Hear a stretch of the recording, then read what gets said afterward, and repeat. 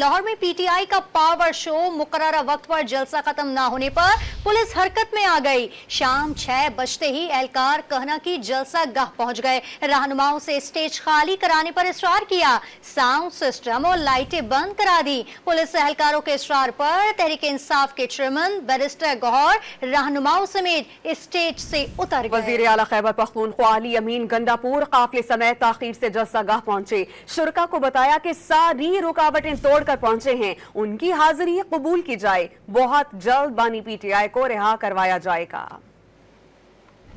लाहौर में पाकिस्तान तहरीक इंसाफ के जलसे का वक्त खत्म होने के बाद पुलिस ने जलसागाह का कंट्रोल संभालते हुए स्टेज खाली करा दिया। जलसे का वक्त खत्म होने पर डीजे ने साउंड सिस्टम बंद कर दिया और लाइट्स भी बंद हो गई, जिसके बाद जलसागाह में अंधेरा छा गया। पुलिस एहलकारों के इसरार पर तहरीक इंसाफ के चेयरमैन बैरिस्टर गौहर रहनुमाओं समेत स्टेज से उतर गए। वजीर आला खैबर पख्तूनख्वा अली अमीन गंडापुर काफिले समेत ताखीर से जलसागाह पहुँचे।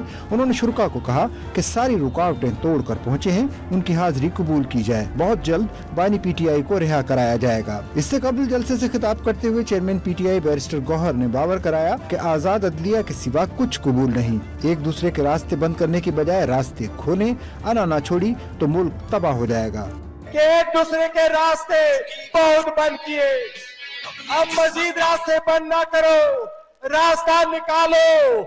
अगर ईगो को नहीं छोड़ेंगे तो मुल्क तबाह हो जाएगा।